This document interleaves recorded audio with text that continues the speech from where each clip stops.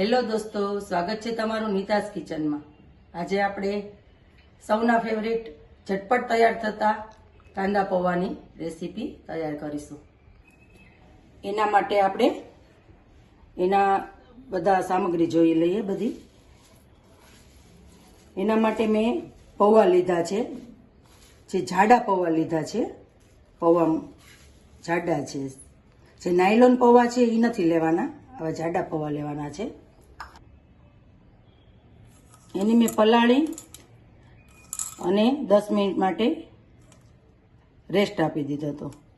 હવે એ પૌવા પલળી ગયા છે। એના માટે બીજી સામગ્રી જોઈ લઈએ। લીમડો, મરચાં, સિંગ છે જે કાચી છે, આપણે તળીને લેવાના છીએ। આદુની પેસ્ટ છે, લીંબુ છે, ટમેટા છે, બાફેલું બટેટું છે જેને મેં પહેલાં જ બાફી લીધું હતું, અને ડુંગળી છે જેને મેં સમારીને રાખી દીધી છે। અને ગાર્નિશ માટે ધાણા ભાજી લેશું। એના માટે આપણે એક કડાઈ લઈ ગેસ ચાલુ કરી અને તેલ લેશું।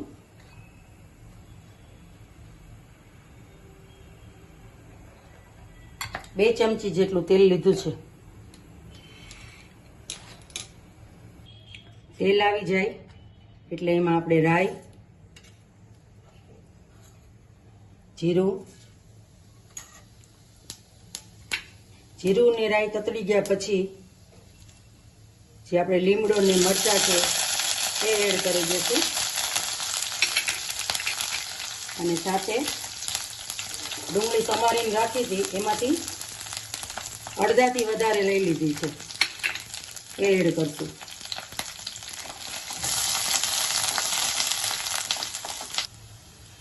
હવે આપણી ડુંગળી ફ્રાય થઈ ગઈ છે। આ સ્ટેજ પર હવે આપણે બટેટું ઉમેરી દઈશું, અને સાથે આપણે થોડું આદુની પેસ્ટ ઉમેરશું। હવે આ સ્ટેજ ઉપર જ આપણે બધા મસાલા કરી લેશું।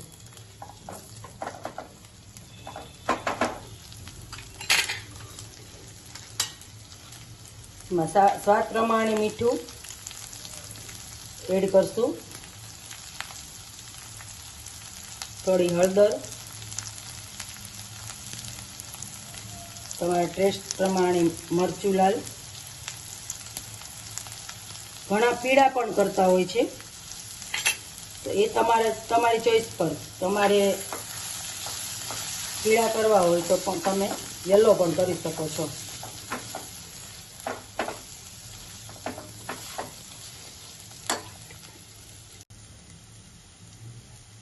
હવે આ સ્ટેજ પર આપણે ટમેટું ઉમેરી દઈશું।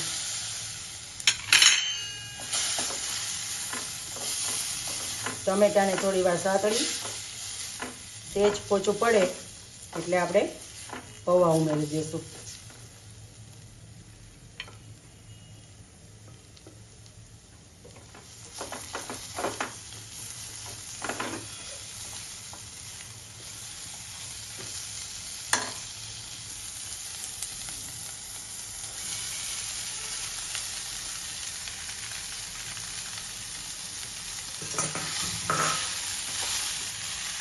ગેસ ધીમો કરી અને બધું મિક્સ કરી દઈશું।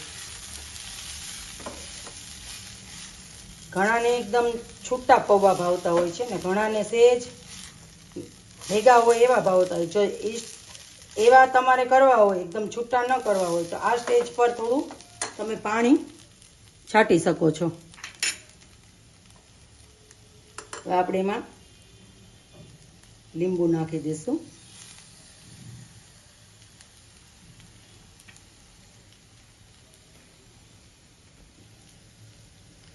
અને આ સ્ટેજ પર આપણે થોડી ખાંડ એડ કરી દઈશું।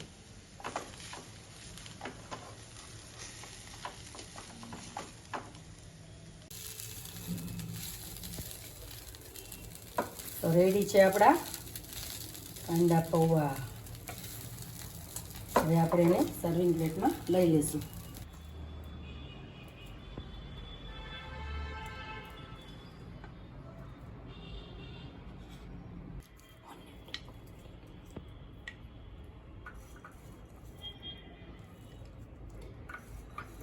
આપણે રતલામી સેવથી ગાર્નિશ કરશું.